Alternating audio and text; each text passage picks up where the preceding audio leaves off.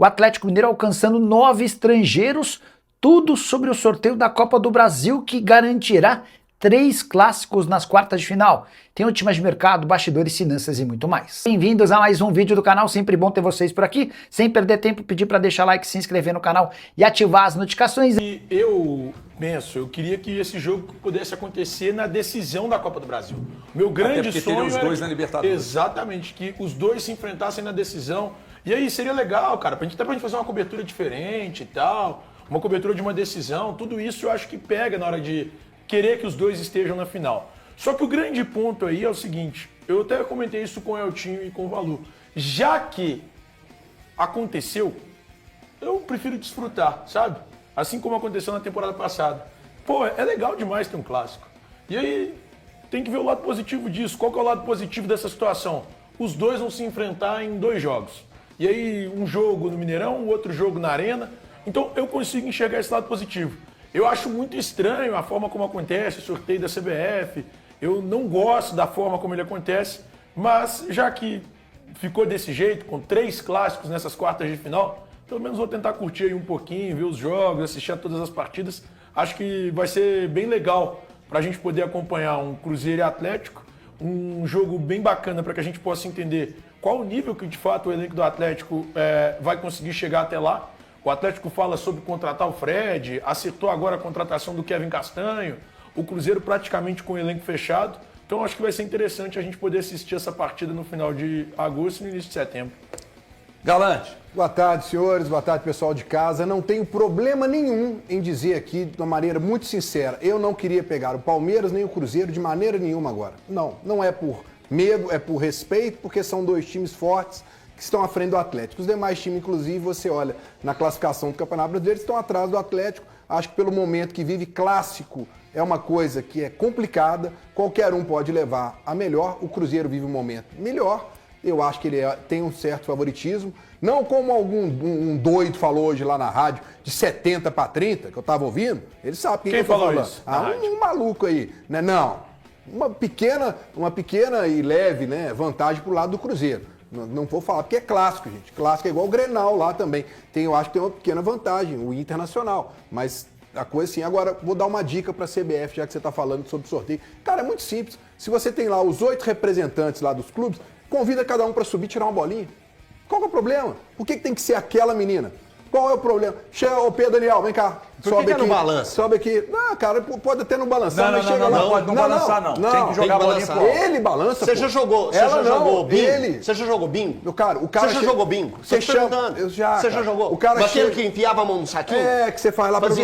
Aí como que o povo gritava? Bingo. Balança o saco! Balança o saco! Pois é, mas aí cada um pode fazer isso, não precisa ser menina, não. O que você chama lá o responsável lá, o cara sobe, vai lá, roda lá, tira a bolinha, abre lá. Qual que é o problema, gente? Que dificuldade tem isso? Por que tem que ser uma menina especializada? Ela é especializada em fazer sorteio? Me ajuda aí, né? Então, assim, ficaria muito mais claro. Agora, os confrontos ficaram interessantes no aspecto geral. Comercial. Porque comercial, não. Vão ser jogos importantes, vão ser jogos... Eu acho que o único disparate mesmo é Palmeiras e Santos, né? Porque o Palmeiras é... Não, mas aí a gente pode ir pra linha do clássico. Tá mesmo? Pode, mas mesmo assim, é uma discrepância muito grande pelo momento que vive. Momento técnico, os dois, né? Os 2 times, né? Então, mas é o que eu disse aqui, Galante. Olha para a Copa do Brasil do ano passado, cara. Sabe? Eu tô dizendo assim, você colocaria Vasco e Corinthians na final? Não. Nunca. Não. Sabe? E, no entanto, foi os que chegaram. E mas hoje, quando você olha os lados, HG, você olha pro lado de lá, você acha que você vê algum tipo de zebra para tirar o Palmeiras hoje? Alguém? Cara, eu acho mais muito que o Santos seja baba do boi cansado. O Atlético foi lá, empatou. O Inter foi lá e empatou. Não, peraí, mas se a gente olhar desse jeito, o Flamengo saiu com vitória. Quantos são os times, se for olhar do jeito que você está olhando, quantos são os times que podem passar o Palmeiras hoje nesse campeonato, na Copa do Brasil? Não, em condições normais. O Palmeiras é o Cruzeiro. Não, se você olhar desse jeito que você está olhando, o favorito não, mas o favorito é esse. O Valu colocou o Só jogo que o Palmeiras é favorito Flamengo em qualquer e Vitória. circunstância contra O Flamengo qualquer cometeu um grande adversário, erro, que talvez pode acontecer. O Flamengo poupou contra o Vitória e ganhou só de 2-1 no Maracanã. Se ele não tivesse com força máxima, talvez a história fosse diferente. Por quê? Porque ele não deu devido valor. Tem algum momento que pode acontecer isso. O Palmeiras está entretido em outras competições, né? Eu acho que assim, a Copa, ela coloca as 2 equipes ali muito próximas por mais que a distância entre elas tecnicamente e financeiramente seja gigantesca.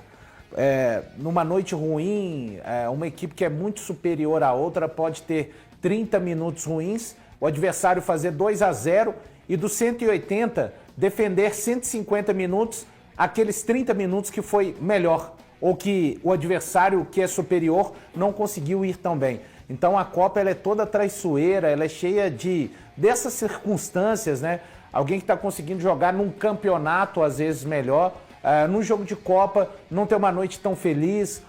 Algumas equipes são mais moldadas, a minha maneira de ver, para exatamente o exemplo. Eu vou falar aqui de um time que, com certeza, de todos esses times que estão envolvidos, dos 8 times, não é citado como favorito. Cara, o Vitória, ele é o time perfeitinho moldado para jogar Copa.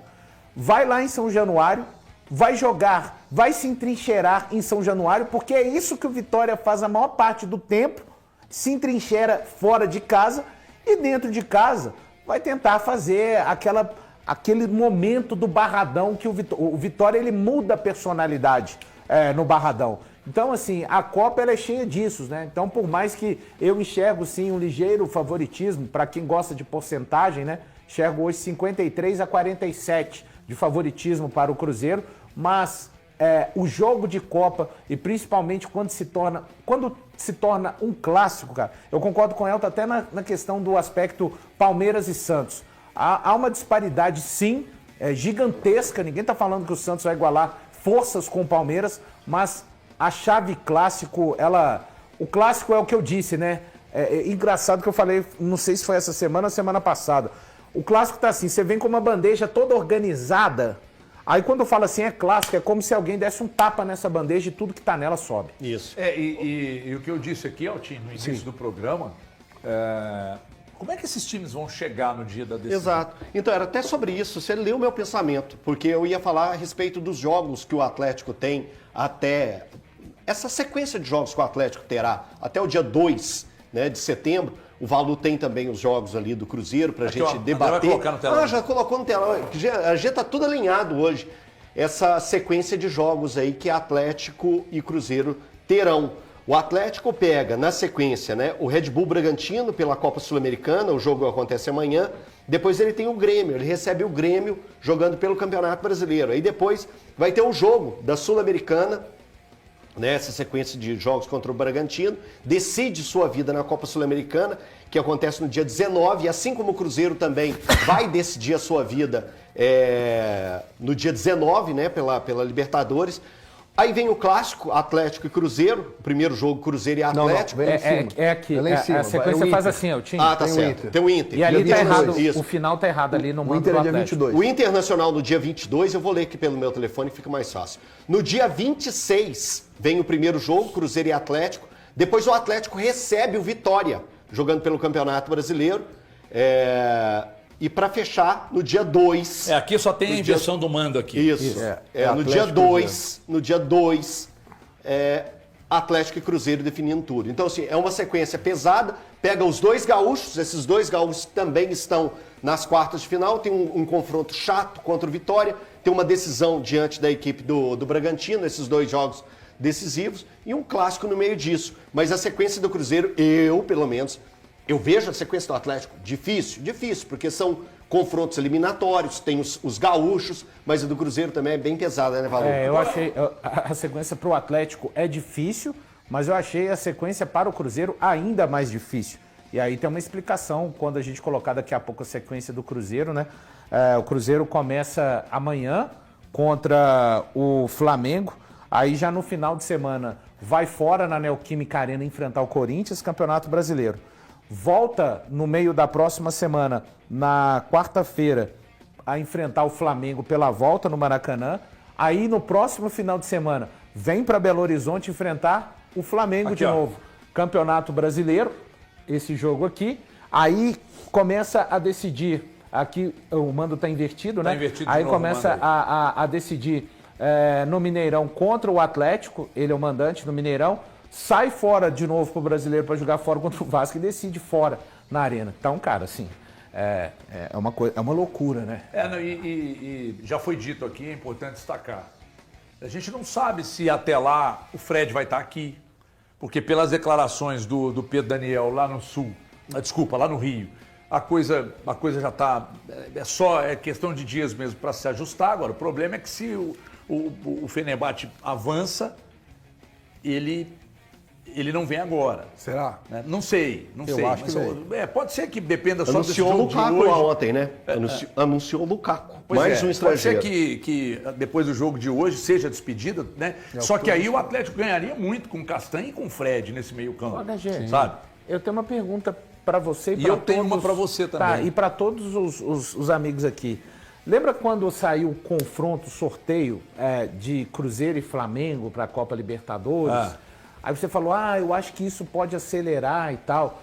Falando em curso dessas negociações que o Atlético já tem em andamento, alguns de vocês ou todos vocês acham que isso pode, digamos assim, agilizar processos que já estão em andamento para que daqui a 15 dias, basicamente, começam a decidir essa questão na Copa do Brasil, ou não, tudo vai andar exatamente no ritmo que está neste momento? Eu vou responder daqui a pouco, porque eu tenho um recado para dar agora, eu vou responder daqui a pouco essa pergunta que o Valor acabou de fazer, e eu tenho uma outra pergunta para eles aqui, que é a questão do mando, se isso influencia no palpite para a sequência, tá? E eu vou responder a sua pergunta, é achismo puro, não tem nenhuma informação.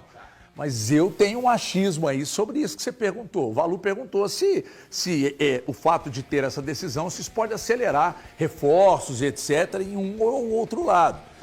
Mas principalmente no Atlético, que precisa eu acho mais. Que o Cruzeiro, nesse momento, está mais com cara de estar da maneira que está. Hora de falar sobre a Copa do Brasil. E a maior maluquice que poderia acontecer acabou se confirmando. Teremos 3 clássicos nas quartas de final. O sorteio, nessa terça-feira, definiu por Cruzeiro versus Atlético Mineiro, Internacional versus Grêmio, Palmeiras versus Santos. O outro jogo entre Vasco e Vitória. Estava pesquisando aqui e as chances de esse seu roteiro com 3 clássicos estaduais, as chances eram de menos de 1%. Isso equivalia a uma vez em cada 105 sorteios. Mas as bolinhas quiseram que a gente tivesse clássico em Minas, no Rio Grande do Sul e em São Paulo. Inclusive com direito a um replay daquilo que aconteceu no futebol mineiro na temporada passada, com o Atlético e Cruzeiro se enfrentando também na Copa do Brasil. Importante registrar que a gente já sabe o caminho da Copa do Brasil até a grande decisão. O vencedor do Grenal pega o vencedor do Clássico em Minas. Já o vencedor do confronto entre Vasco e Vitória enfrenta o vencedor de Palmeiras e Santos. Jogos de ida acontecem nos dias 26 e 27 de agosto, as partidas de volta na semana seguinte, em 2 e 3 de setembro. Sobre o Clássico Mineiro, jogo de ida no Mineirão, a volta prevista para a Arena MRV. Gostaria de saber os seus palpites para favoritos. Para não ficar em cima do muro, eu vou dar os meus. Eu acho que o Palmeiras passa pelo Santos, o Vasco passa pelo Vitória, o Cruzeiro elimina o Galo e o Internacional e o Grêmio vão disputar os pênaltis com classificação do Colorado. Hora de falar sobre o Clube Atlético Mineiro. O Galo já tem 9 estrangeiros, mesmo depois de negociar recentemente Júnior Alonso, que foi jogar nos Estados Unidos, zagueiro paraguaio, e Ivan Román, zagueiro chileno emprestado ao Colo-Colo. É que nessa janela de transferências, o Atlético utilizou outros 2 estrangeiros, contratou no caso, né? Chegaram Kevin Castanho, colombiano, por empréstimo junto ao River Plate, e Thiago Borbas, centroavante uruguaio que pertence ao Red Bull Bragantino. Só é importante contar que além desses 2 que eu citei, os outros estrangeiros do elenco do Atlético, Preciado, Alan Franco e Minda do Equador, Tomás Pérez e Coelho da Argentina, Cassierra da Colômbia e Mamadi Cissé, volante de Guiné. Só para completar o noticiário atleticano, nessa terça-feira, o Fenerbahçe enfrentou o Sturm Graz na Áustria pela 3ª fase eliminatória da Pré-Champions e Fred foi reserva na partida. O Talisca marcou gol de pênalti, o Fenerbahçe passou de fase e agora a gente quer entender quais serão os próximos passos. Quando é que o Fred vai poder ser anunciado como reforço atleticano? Tô de olho nessa história, quem sabe durante a live a gente traz atualizações, beleza?